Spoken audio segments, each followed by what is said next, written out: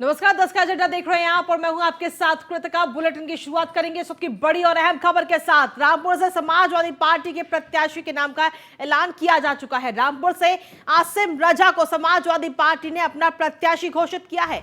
आजम खान ने समाजवादी पार्टी के प्रत्याशी के नाम की घोषणा की है। भारतीय जनता पार्टी ने उसी जगह से आकाश सक्सेना के नाम का ऐलान बीजेपी पहले ही कर चुकी है और अब आसिम रजा का नाम सामने आया है। रामपुर से समाजवादी पार्टी ने चुनावी मैदान में उतारा है। तो बड़ी खबर आप तक पहुंचा रहे हैं। आजम खान ने समाजवादी पार्टी के प्रत्याशी के नाम की घोषणा की है। तो इस बार रामपुर में भी जो टक्कर होगी वो काफी कड़ी टक्कर इस बार हमें देखने को मिलेगी। रामपुर से समाजवादी पार्टी ने अपने प्रत्याशी के नाम का ऐलान कर दिया। आसिम रजा को चुनावी मैदान में उतारा गया है। तो वहीं बीजेपी ने आकाश सक्सेना के नाम पर मोहर लगाई है। इन दोनों के बीच अब ये टक्कर होगी। तो बड़ी खबर आप तक पहुंचा रहे हैं। आजम खान ने समाजवादी पार्टी के प्रत्याशी के नाम की घोषणा की है। बीजेपी ने आकाश सक्सेना के नाम का ऐलान बीजेपी पहले ही कर चुकी है। आजम खान की विधायकी जाने के बाद में ये सीट खाली हुई थी और इस सीट की अगर बात करें तो आजम खान का गढ़ इसे कहा जाता है। पर अब देखना होगा कि यहां की जनता किसे चुनती है, क्योंकि इससे पहले आजमगढ़ और रामपुर इन दोनों ही सीटों पर भारतीय जनता पार्टी, दोनों ही सीटों को समाजवादी पार्टी का गढ़ कहा जाता था, लेकिन दोनों ही सीटों पर बीजेपी ने कमल खिलाया है। अब अगली चुनौती है ये रामपुर विधानसभा सीट। देखना होगा कि बीजेपी यहां पर भी कमल खिलाने में कामयाब होती है या फिर जिस तरीके से आजम खान का ये गढ़ रहा है, समाजवादी पार्टी का गढ़ रहा है, तो ये गढ़ ऐसे ही बना रहेगा। हुआ है तो सीट जीतेंगे। आजम खान साहब को जीत का तोहफा देंगे रामपुर के आवाम। चुनाव भी आप लोकसभा का लड़े थे, उसके बाद अब एक बार फिर आपके ऊपर क्या कहते हैं विधानसभा लोकसभा में जो कुछ हुआ है हम उम्मीद करते हैं इस बार नहीं होगा। चुनाव निष्पक्ष होगा, ईमानदारी से कराना चाहिए। और इस विधानसभा जीते थे इस बार ये विधानसभा हम उन हालात में भी जीते। और अधिक जानकारी के साथ फहीम खान जुड़ गए हैं फोन लाइन पर। फहीम, क्या कुछ ताजा अपडेट है? देखिए, अब रामपुर में समाजवादी पार्टी ने भी अपने प्रत्याशी के नाम का ऐलान कर दिया है। आसिम रजा और बीजेपी की तरफ से आकाश सक्सेना, दोनों के बीच टक्कर इस बार देखने को मिलेगी। जी देखिए, आपको बताऊं कि रामपुर के अंदर दारुल आवाम जो समाजवादी पार्टी का दफ्तर है, आजम खान का दफ्तर है, वहां से आजम खान ने जनता को संबोधित किया। कार्यकर्ताओं को संबोधित करने के बाद उन्होंने लोगों से राय मांगी, जिसमें आसिम रजा को प्रत्याशी बनाने की घोषणा की गई। जैसे ही घोषणा हुई तभी आजम की इस घोषणा का स्वागत किया और उन्होंने तन मन धन से चुनाव लड़ाने की बात की। तो जिस तरह से समाजवादी पार्टी ने भी अपने पत्ते खोल दिए हैं और आसिम राजा को प्रत्याशी बनाकर चुनाव मैदान में उतारा है, उससे मुकाबला दिलचस्प हो चला है, क्योंकि आसिम राजा के गुरु हैं आजम खान और आजम खान के चेले लड़ेंगे आकाश सक्सेना से। तो आकाश सक्सेना के बीच जो मुकाबला होना है आजम खान के चेले का और आजम खान के दुश्मन, तो ये मुकाबला दिलचस्प होगा। दोनों में टक्कर देखने को मिली थी पहले भी, जिसमें 50,000 से कहीं वोटों से आजम खान जीत गए थे। उसके बाद में ये उपचुनाव हुआ है। उपचुनाव में आजम खान को 3 साल की सजा हुई थी। सजा होने के बाद चुनाव का रास्ता साफ हो गया और उसके बाद में आज नतीजा आपके सामने है कि चुनावी मैदान में प्रत्याशी उतारे जा चुके हैं। फिलहाल दोनों दलों ने अपने पत्ते साफ कर दिए हैं। तो वही स्मिता ठाकुर भी अपना नीति बनाया है, उसका प्रत्याशी खान उतार कर उन्होंने भी दिलचस्पी बढ़ा दी है और खुद रामपुर में यहाँ रामपुर में वो ठहर कर कैंप किए हुए हैं और अपने प्रत्याशी को लड़ा रहे हैं। तो फिलहाल अभी बहुजन समाज पार्टी की तरफ से कोई प्रत्याशी नहीं उतारा गया है। परिदृश्य जो है वो यही है कि आजम खान के चेले का मुकाबला आकाश सक्सेना से होना है और इन दोनों में किसके सिर सेरा सजेगा ये तो धन्यवाद बात होगी, आने वाला वक्त ही बताएगा कौन यहाँ का किंग बनेगा।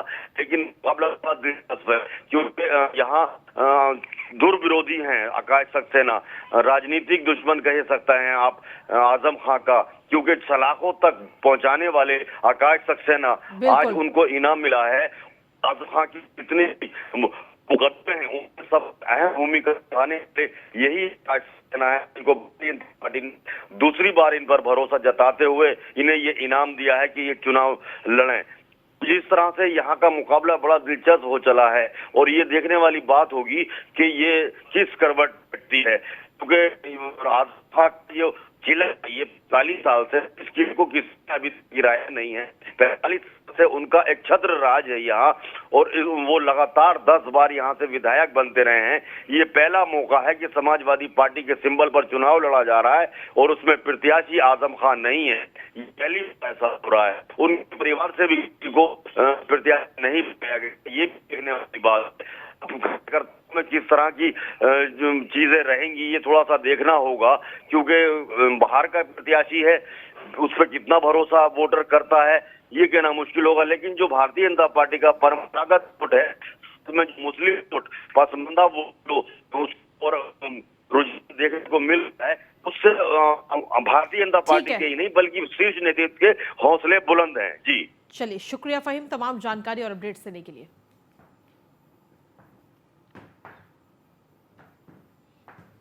और 10 के एजेंडे में अब अगली खबर का रुख कर लेते हैं। मैनपुरी में आज भारतीय जनता पार्टी के प्रत्याशी रघुराज शाक्य नामांकन करते हुए नजर आएंगे। डिप्टी सीएम केशव प्रसाद मौर्य आज इस नामांकन में शामिल होंगे। रघुराज शाक्य के नामांकन में वो शामिल होने के लिए मैनपुरी पहुंचेंगे। प्रदेश अध्यक्ष भूपेंद्र चौधरी भी नामांकन में शामिल होंगे। तो बड़ी खबर आप तक पहुंचा रहे हैं। आज रघुराज शाक्य नामांकन करते हुए आज नजर आएंगे और उनके इस नामांकन में डिप्टी सीएम केशव प्रसाद मौर्य शामिल होंगे और साथ ही प्रदेश अध्यक्ष भूपेंद्र चौधरी भी इस नामांकन में शामिल होंगे। तो काफी कड़ी टक्कर इस बार हमें देखने को मिलेगी मैनपुरी सीट पर, क्योंकि यहां पर एक तरफ होंगे समाजवादी पार्टी की तरफ से डिंपल यादव, क्योंकि इस सीट की अगर बात करें तो मुलायम सिंह यादव के निधन के बाद यह सीट खाली हुई और समाजवादी पार्टी ने मुलायम सिंह यादव की बहू डिंपल यादव को चुनावी मैदान में उतारा है। तो ऐसे में थोड़ा सा सहानुभूति भी जरूर डिंपल यादव के साथ होगी, क्योंकि मैनपुरी की जो लोग हैं, जो अवाम है, वो कहीं ना कहीं नेताजी को काफी मानते थे। तो ऐसे में सहानुभूति जरूर डिंपल यादव को मिल सकती है। लेकिन वहीं अगर दूसरी तरफ देखें, भारतीय जनता पार्टी ने रघुराज शाक्य के नाम पर मोहर लगाई है। तो रघुराज शाक्य का कहना है कि मैं सबसे बड़ा शिष्य हूं और विरासत शिष्य को मिलनी चाहिए। तो देखना होगा कि ये जनता मैनपुरी की किसको विरासत सौंपती है।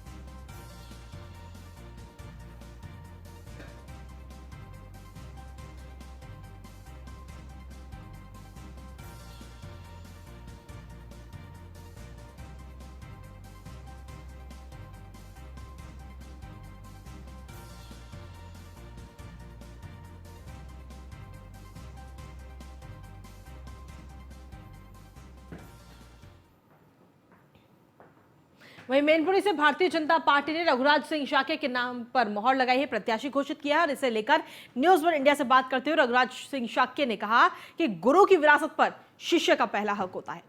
इस बातचीत में और क्या कुछ कहा है रघुराज शाक्य ने, वो आपको सुनवाते हैं। मैनपुरी लोकसभा से बीजेपी के प्रत्याशी घोषित किए गए रघुराज सिंह शाक्य जी हमारे साथ मौजूद हैं एक्सक्लूसिव न्यूज वन इंडिया पर।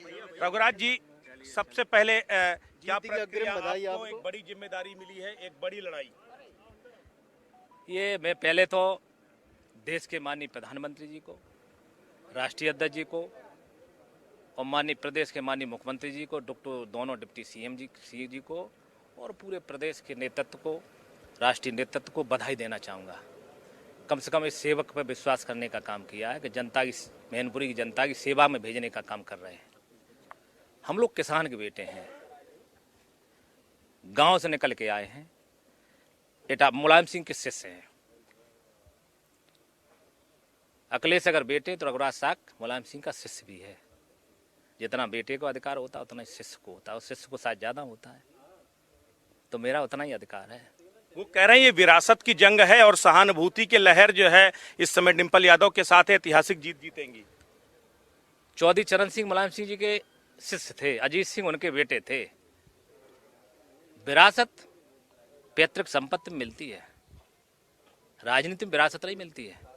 राजनीति में विरासत प्रदेश की, हिंदुस्तान की जनता देने का काम करती है। जनता से बड़ी कोई अदालत नहीं होती है। शिवपाल यादव जी कहते हैं कि चापलूसों की मंडली से घिरे हुए हैं अखिलेश यादव, असली समाजवादी मैं हूं। यहाँ जंग समाजवादी की है या फिर जो है विचारधारा की? देखिए, अगर ये स्थिति नहीं होती, नेताजी का अपमान नहीं किया होता, नेताजी माननीय मुलायम सिंह यादव जी बहुत बड़े नेता थे। वो धरती पुत्र ऐसे नहीं कहे गए। उन्होंने हम जैसे लोगों को कितने लोगों को पौधे लगाए उन्होंने,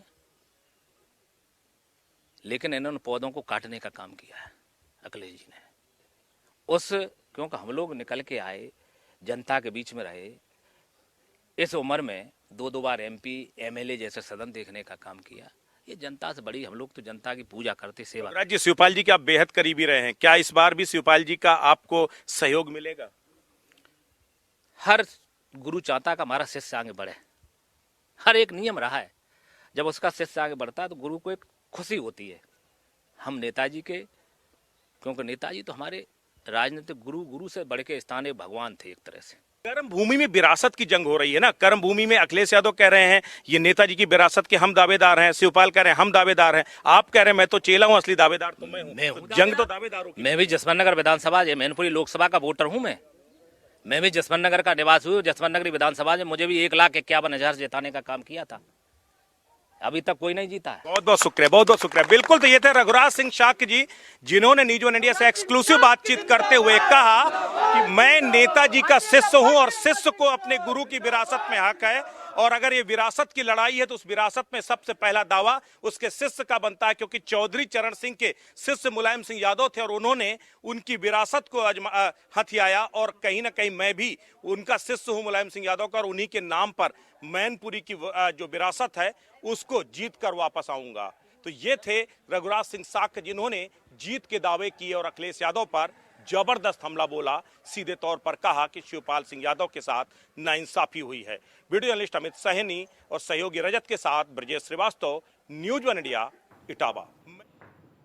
वहीं बीजेपी जिला अध्यक्ष प्रदीप सिंह चौहान ने न्यूज वन इंडिया से खास बातचीत की, उनसे बातचीत की हमारे एसोसिएट एडिटर ब्रजेश श्रीवास्तव ने। क्या कुछ कहा इस दौरान उन्होंने, वो आपको सुनवाते हैं। बीजेपी के प्रत्याशी रघुराज सिंह शाक्य आज अपना नामांकन कराएंगे। नामांकन में बीजेपी शक्ति प्रदर्शन करेगी, वो तमाम बड़े दिग्गज नेता आज नामांकन में शामिल होंगे। मैनपुरी के जिलाध्यक्ष बीजेपी प्रदीप सिंह चौहान इस वक्त हमारे साथ हैं। प्रदीप जी, आज शक्ति प्रदर्शन होने जा रहा है? नहीं, कोई शक्ति प्रदर्शन नहीं। लोकतंत्र में जनता ही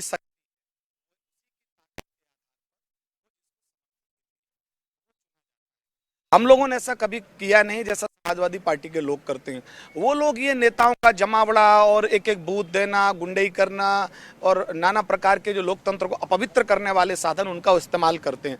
हम लोग ऐसा कुछ नहीं करते। स्वाभाविक हमारे प्रत्याशी का नामांकन हो रहा है तो हमारा नेतृत्व है, वरिष्ठ नेता हैं, वो स्वेच्छा से आ रहे हैं। वरिष्ठ नेता कुछ हमने भी आग्रह किया, वो आ रहे हैं। वो एक छोटा सा हमने कार्यक्रम वहाँ रखा है। हम लोग तो चुनाव आयोग का बहुत मान सम्मान करते हैं और उन्होंने चुनाव आयोग की इच्छा, पब्लिक की इच्छा की बहुत ज़्यादा भीड़ भाड़, लोगों का सुविधा न हो, इसलिए एक मैरिज होम में अनुमति लेकर के हमने एक छोटा सा कार्यक्रम रखा, अपना कार्यकर्ताओं का समागम। वहाँ हमारे नेता लोग आएंगे, कार्यकर्ताओं को संबोधित करेंगे। उसके बाद हमारा कैडर अपना जमीन पे अपने बूथ पे 26 साल से अपराजय रहा है ये मैनपुरी का दुर्ग, भेद पाएंगे इस बार? भाई साहब, ये गुंडई की दम पर, दबंगई के दम पर, जाति उन्माद के दम पर लोगों को डरा करके, धमका करके इन्होंने ये अपनी विजय पताका फहराई है। कभी भी एक आध बार छोड़ दो, आप ये समझो 2004 का एक उपचुनाव का मैं उदाहरण देता हूं। एक बूथ नहीं, एक विधानसभा नहीं, पूरे संसदीय क्षेत्र का चुनाव भारत के इतिहास में रद्द हुआ था। वो समाजवादी पार्टी के व्हाइट पैंट शर्ट वाले गुंडों की वजह से रद्द हुआ था। वो गुंडई, दबंगई, मोदी जी, योगी जी के आने के बाद पूरा पॉलिटिकल सॉफ्टवेयर बदल गया है। वो दबंगई गुंडई का सॉफ्टवेयर नहीं रहा है, अब केवल जन सेवा का सॉफ्टवेयर है। जो जनता की मदद करेगा, सेवा करेगा, उनके जीवन को सरलतम करेगा, वही उनकी सेवा करने का अधिकार पाकर के लखनऊ और दिल्ली में। राम गोपाल यादव कह रहे हैं कि बीजेपी के पास कोई प्रत्याशी ही नहीं बचा तो हमारे खेमे से। अरे भाई, उनके खेमे से कहां ले आए? वो तो रघुराज जी तो लतिया आए थे समाजवादी पार्टी को 2022 में।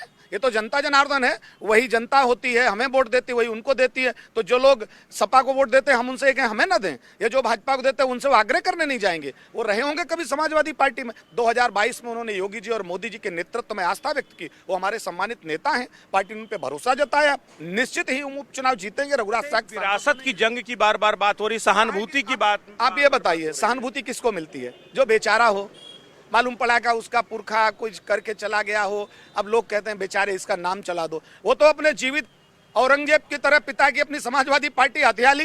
नेताजी का अगर सम्मान था तो उनके पिता थे तो कम से कम उनकी पार्टी बची रहने देते। वो तो जिंदा ही अपने पिता की पार्टी हथिया ली, उन्हें लतिया दिया।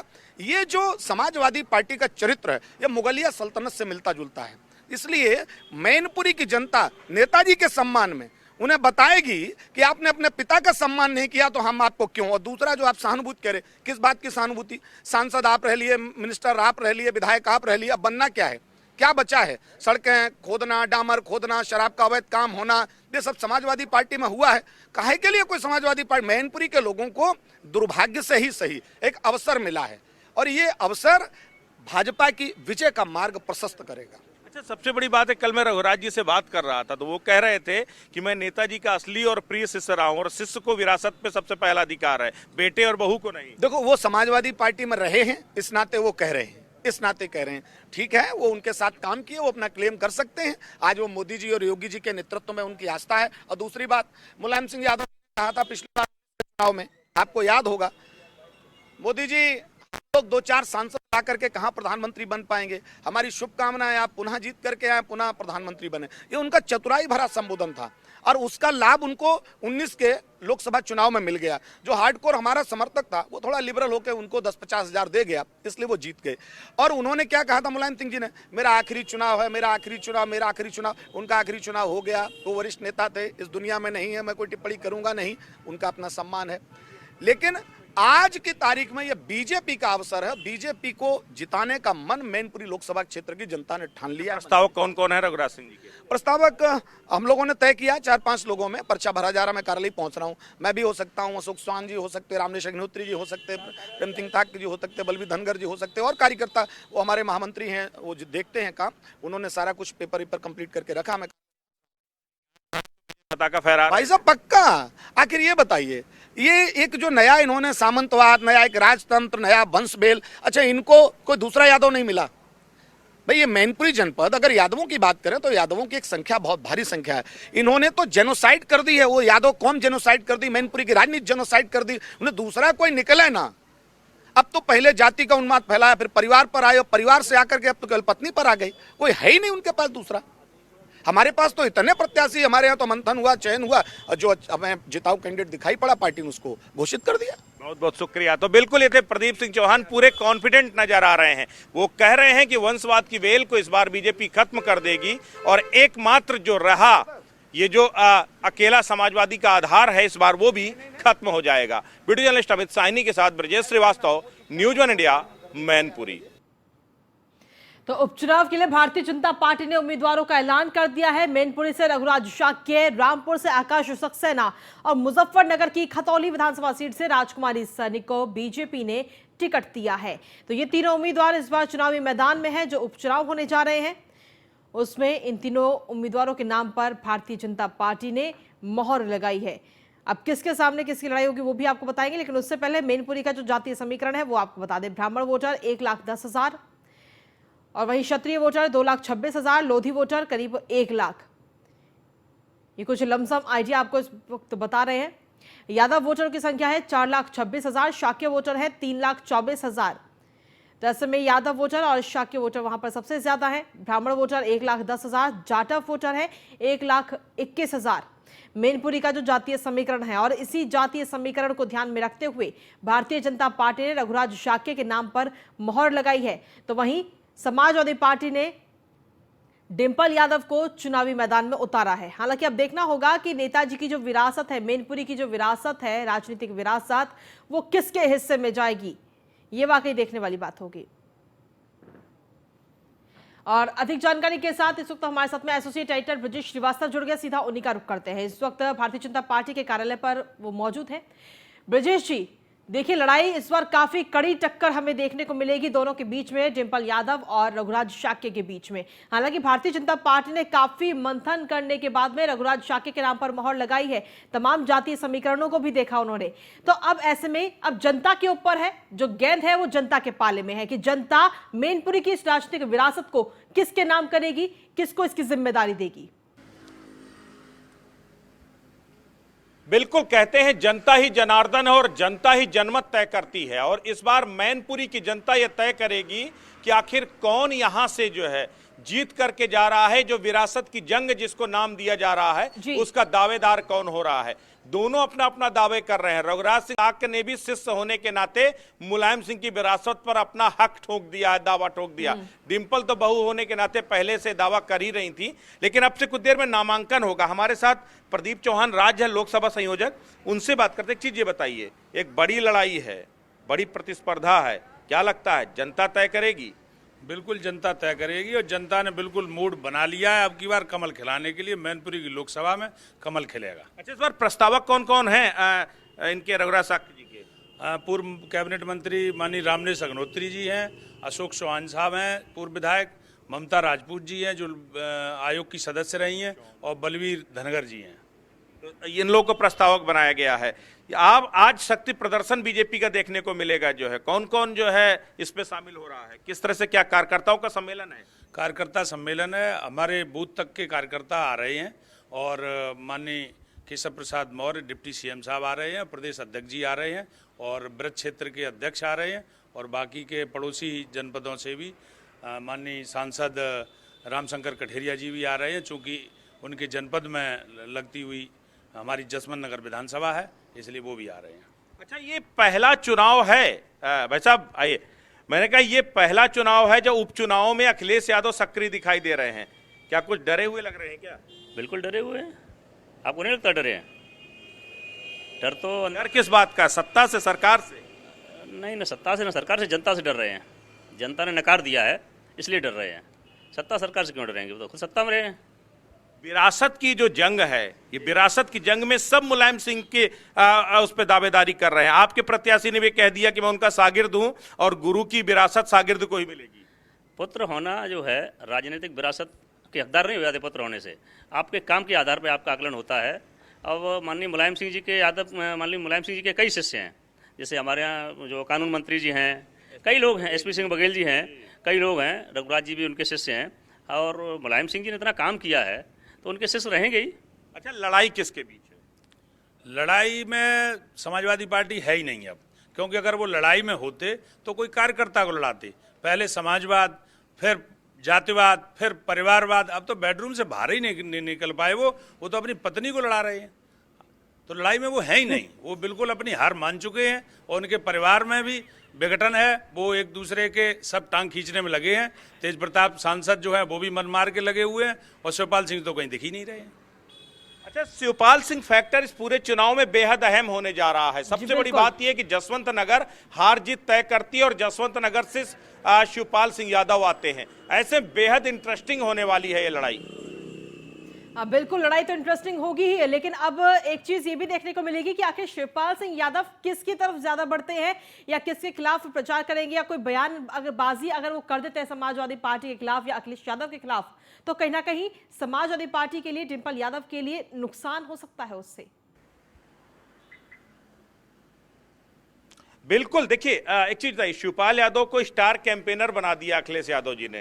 गोला गोकर्ण के चुनाव में वो स्टार कैंपेनर नहीं थे, लेकिन मैनपुरी के चुनाव में स्टार कैंपेनर बन गए। कोई फायदा होगा क्या? अखिलेश जी शायद भूल गए हैं कि शिवपाल सिंह यादव जी खुद ही एक पार्टी के राष्ट्रीय अध्यक्ष हैं, इसलिए उन्होंने बिना सहमति के दूसरे दल के राष्ट्रीय अध्यक्ष को अपनी पार्टी का स्टार प्रचारक बनाकर खुद ही ये संदेश दे दिया है कि अब हम जो है शिवपाल जी से जबरदस्ती उनको अपनी पार्टी में प्रचार कराने के लिए ला रहे हैं। तो क्या शिवपाल फैक्टर काम करेगा क्या इस चुनाव में? पूरा है। शिवपाल सिंह उनके साथ नहीं है और शिवपाल सिंह ने अभी पिछले 3-4 दिन पहले बयान भी दिया था कि ना मुझसे पूछा गया कैंडिडेट के बारे में, ना मैं भारतीय समाजवादी पार्टी के साथ में हूँ, ये उन्होंने कहा था। बीजेपी बैकडोर से पॉलिटिक्स खेल रही है क्या? शिवपाल के सबसे करीबी रघुराज साक्य, उनको जसवंत, और दूसरा वो जसवंत नगर के रहने वाले, ये सारे फैक्टर क्या जो है सरप्लस होंगे क्या? नहीं, बीजेपी फ्रंट फुट पे खेलती है और हमेशा जो है बीजेपी ने ऊंचे मापदंडों से राजनीति की है और वही उसी राजनीति का हिस्सा है आज रघुराज साक्य को यहाँ चुनाव लड़ाया है। अच्छा, कास्टिज्म फैक्टर भी एक बड़ा दांव है, शाक्य बिरादरी से प्रत्याशी उतारना? नहीं, भाजपा ने कभी जातिगत वो राजनीति नहीं करी है। यहाँ तो सबका साथ, सबका विश्वास, सबका विकास के नीति पे चलते हैं। बिल्कुल, देखिए, सबका साथ, सबका विश्वास और सबको साथ लेकर के चलने की नीति पर चलती है। लेकिन देखिए, सियासत में जो कहा जाता है वो दरअसल होता नहीं है और एक्चुअल में जो होता है वो कभी कहा नहीं जाता, और इसी को पॉलिटिक्स कहते हैं जो है। तो यहाँ पर हर हथकंडे हर एक राजनीतिक दल अपना रहा है, वो फिर परिवारवाद हो, इमोशनल अत्याचार हो, सेंटीमेंट हो, सिंपैथी हो, या फिर कास्टिज्म फैक्टर, सब तरफ साधने की कोशिश की जा रही है। हर किसी को मालूम है कि भले ये बाई इलेक्शन हो, लेकिन ये एक परसेप्शन क्रिएट करने वाला है, ये एक नैरेटिव सेट करेगा 2024 के लिए। इसीलिए कहते हैं 24 की सत्ता का सेमीफाइनल मैनपुरी है और मैनपुरी को जीतने के लिए हर एक, खासकर सपा और बीजेपी दोनों पुरजोर कोशिशें कर रही हैं। कांग्रेस और बीएसपी को मालूम है कि वो लड़ाई में नहीं है, इसलिए दोनों लड़ाई से बाहर हैं, लेकिन यहां लड़ाई समाजवादी वर्सेस बीजेपी के बीच में है। अब देखना यह है कि समाजवाद अपना गढ़ बचा पाता है या बीजेपी उस किले में सेंधमारी कर सकता है और आखिरी समाजवादी किले को भी भेद पाता है। चलिए, बिल्कुल ये वाकई देखने होगी। और चलिए ब्रजेश जी, आप लगातार वहां बने रहिए और अपडेट्स जो भी होती है वो हम तक जल्द से जल्द पहुंचाते रहिएगा। तो 10 के एजेंडे में लगातार खबरों का सिलसिला भी लगातार जारी है और इन तमाम खबरों पर भी हम लगातार नजर बनाए।